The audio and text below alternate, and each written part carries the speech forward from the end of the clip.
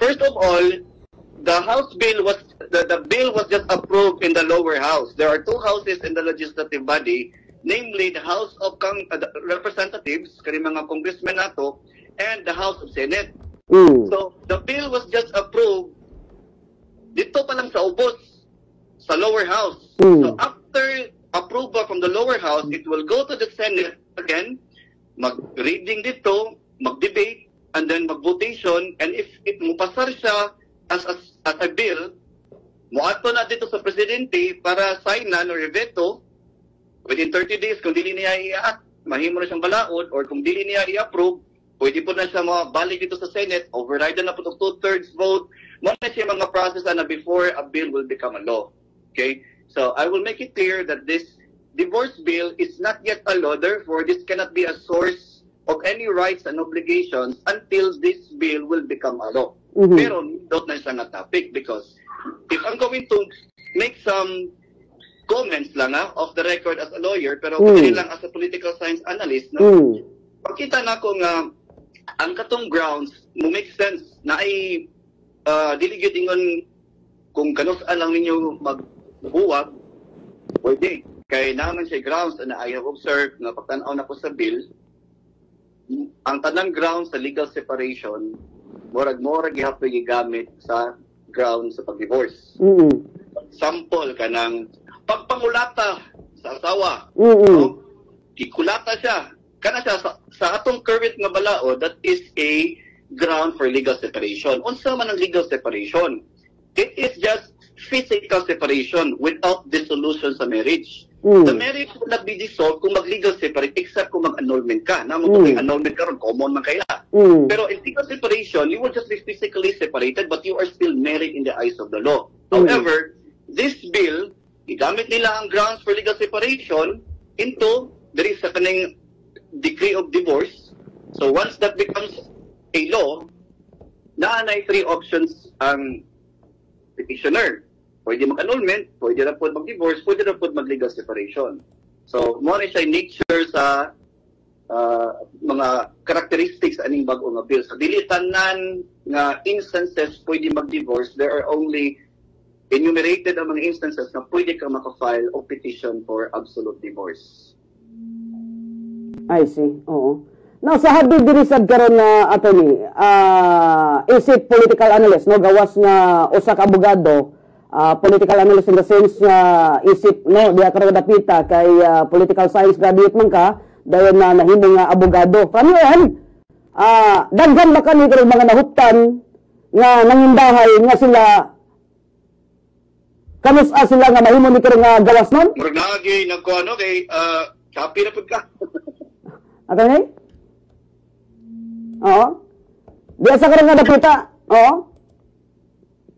Usa man ka importante kay sa ngalan diri karon nga habil karon nga dapita kay daghan man gud ni sa karon ang mga nila supak, pero kung daghan ini supak mas daghan naman nakayon. Daghan ang misupak for lots of reasons, no? Una sa tanan ang imong relihiyon. Common man kailangan, niingon sila nga dili ko na kuan ko no, valid ko no, kay niingon ang Ginoo nga mao ni sila this and that. Napay uban nga dindot ay lang kami niyon mo nang supak po sila. It's depende na sa opinion sa usa ka tawo. Pero kung maghisgot lang untag balaod, daghan tag sources sa balaod. Kanta mo example sa usa ka source of law. Kani siya, ballpen man eh. Kung ako ning iitsa, manaog gid siya. What goes up will come down. That's the law on gravity. That's natural law. Also, pa examples balaod, kanang scriptures sa mga relihiyon, mga sources na siya, that's divine law. Pwede na siya. Kaning atoa diri, gitawag na siya human positive law. Hinimo na siya sa atoang soberentiya. Sa mga tao, pinaagi sa atong mga representatives nga atong gibutaran, gibutang nga pa dito sa Congress para mo ay maghimo sa balaod in behalf sa atoa. Ang atong source sa tanan balaod nato is not found in any other sources of law, but there is a human positive law. Yes, natin divine law para maka-influence, pero that is not a source of obligation para makahimuta aning human positive law. So ako lang iklaro, I hope nga dili ko ma-misinterpret. Ang ako lang nga is that when when we look at the validity of a law, for example, magpasa na niya sa Congress, we also have another branch of government, kanay law, legislative branch of government man siya ang mahimo balaod. So once mahimo na sa balaod, napo tay interpreter, napo tay judiciary department who will check if it is in line with unsa man our highest law of the land, which is our 1987 Constitution. Also may giingon sa 1987 Constitution, which is I think mo part sa ibang debatihan no sa congressman kay murag patas-patas mo gitilhang mga boto. Ang ilang for me, ang ilang gitan-ana is ang constitutionality kay ang ningon na nga to ang constitution nga the state will protect the sanctity of the family. Kung ato niya allow na ingani nga klase sa mga kanang gusto lang makibuha kung kuno sa gusto, dili po naman okay, mawala ang purpose sa constitution sa pagprotektar. Kaning atong nasod mo, ni gitawag parents patria. They are the parents of the state. It's the parents of the state. Sorry. So, kung kana mo oversee siya sa kapakanan, no? Dili lang kay sa panag-asawa kundi napoy uban nga mahimong possible biktima ni ani, isis ang mga bata. Tinod. So, kung ato nang tan-awon, kinahanglan na atay gitawag nga balance of interest. Weigh it carefully, balance kay kung imo po tan-awon ang other side, kung ang tao bugbog sarado ra pud sa iyang asawa, then unsa pa may gamit para magpadayon pa? Tinod. Di ba? Kung duki natin sila nga buwag, duha na kadekada silang buwag, kunya naay anak, na po'y kapika sa kinabuhi ang usa, then that's the time they want themselves to be free from each other. So kana siya, those are things nga on the progressive concept para muuswa nga to ang nasod sa di ta mahigot anay nganing puros na lang relihiyon ang atong panghisgotan kinalagi tay walay problema sa relihiyon, ang importante na i-balance of interest sa both sides. Tinuod na kay mag-unsa man amo sa karon nga ingon tag kaminyoon niisab karon sa usa ka pamilya apan luyo nilang tanan tinuod ang gingon na ato ni kulatado kay sa ngalan pang-UN isip pa abogado pila na kay nidangot ni motor ni ka magdiskuta nga buot nga magkigabuwag sa iyang bana gikan kay kulatado ni siya attorney. Mura na siya part sa trabaho na to na every now and then na imutuol na ingana di mo ta allowed nga mo disclose to kung pila ka book exactly ganda nga to mga nanood despite sa kadaghan pero kana siya that's already part sa practicing lawyer public lawyer or private lawyer naagihapon na siya ng mga instances niya kana it's a common thing. It's just that naamagutay balaod before aning bill gitawag na to violence against women and children. This law is very strong because it always protects women, not only the wives, but also those girlfriends or women na na dating relationship with the man. The man ay usa nga nakaprotect, and because of this awareness sa mga tao, daghan naman tag mga government institutions, mga NGOs na pa-aware ni aning mao nga balao, then na-minimize na to ang kanang mga krimen nga ingana, mga violations na mga pagpupog. Pero di yun malikayan, naagad gihapon nga isa na magaripatay, pero di na to nahisgutan. Pero ang kuwan lang, existing paghihapon na karon. Pero the more nga magdugay og puyo, the more nga naapoy risk nga mabalik-balik gihapon ang sitwasyon. So, para po siguro sa katunang butar og yes, atong dito sa House of Representatives, o yun sila, kaysa naman nga padayuno na to ni nga wala gihapoy kapuslanan, walay patutunguhan, kumbaga. Ideal na sa mga tao nga wa gani ma-expose og anak ni karna attorney unya wa gyud makakita ba sa sitwasyon sa habig sa laing dagway sa kaminyoon. Mani nga do may pagsupak nga nagkanayon nga ang absolute divorce dili tubag sa pagpangabusar sa kaminyoon. Correct. Natoy usa ka instance nga nangutanan ako nga naaman mi attorney sinabutan dito sa barangay, nagsuwat nami nga di na mi maghilabtanay sa usag-usag. Oh, di na pwede. Di na pwede. Dili na masibir inyong kaminyoon o panagpuyo ninyo pinaagi ni ana. You have to go to court proceedings mo na nga karon considering lisod na kaayo ang pag-prove og annulment sa court karon. Lisod mo na nga niabot siguro ning divorce. There was a jurisprudence na ningon magot ang korte regarding annulment cases. if I remember, those are very two common cases, Andal versus Andal o Manolo versus Court of Appeals. Kung sila magipangingon na nga jurisprudence, ningon sila nga kanang concept of annulment, it is a legal concept but it's not a medical concept. Mo'y legal concept, ang korte na gyapon mo'y magbuot kung naabay incapacity sa manag-asawa nga makakos sa annulment nila. Hindi lang kay ipakita lang porque makakita ka psychological incapacity nga order dito sa psychologist, magpakita lang expert testimony, dawato na. Pero ngayon court na to, it's not a medical concept, it's a legal concept. And in the annals of decision of the Supreme Court, the court said na dili lang mere difficulty, dili lang mere neglect, gi-abandon, dili lang kinahanglan mapakita gyud in annulment proceedings na ang usa ka party, he is not able, he is incapacitated or unable to fulfill the basic obligations of marriage. Sa annulment, so dili lang na kuto kay puti gikulata ka makapa-annul na ka, mao na ang atong existing nga balaod. Maybe, again, as a political analyst, mao ni rason nga nung gusto nila ang divorce, aside nga this is already existing in other countries, the report gusto nilang i-apply, and for me, na-sense ana niya, it's just that naay caveat nga kinahanglan i-balance yun ang interest kay para dili pud ni ma-abuse pud na porque nanay divorce, diretso lang po tao kanang himo-himo grounds. The court also will get in ana nga time, pero karon there's no need sa judiciary nga manghilabot ana because again, it's still a bill, it's not yet a law. At ang very scenario ngayon kami is in reality yun na itabo. Kana ganun ng exchange ang iyang bana na ang iyang ngayon pag kabit siyang bana ngayon pag nag-exchange ba, nag-ilisog asawa, nag-ilisog ang bana. Dami sa karong napita o niya ang pangutana. Ang ganito mo karong lalaki nga ngayon pag nagkaipon na siyang kabit nga na sila'y anak, makapahilabot o makahilabot pa ba sila na karong propriedad? Mawin dapat nga ang iyang ngayon pag ang kabit sa iyang bana, ang bana niya to, mo sa iyang himong pares. Ang pangutana, makahilabot na ba sa propriedad, ang kanto mo ko rin ang bana, nga adunay kabit, o niya ang kabit sa iyang kabit sa iyang bana, nga bana sa iyang tumo, sa iyang partner, kana ganyan nagkailisay sila, attorney? Ang nahito po, namuro sila nag-swap. Swap, ana.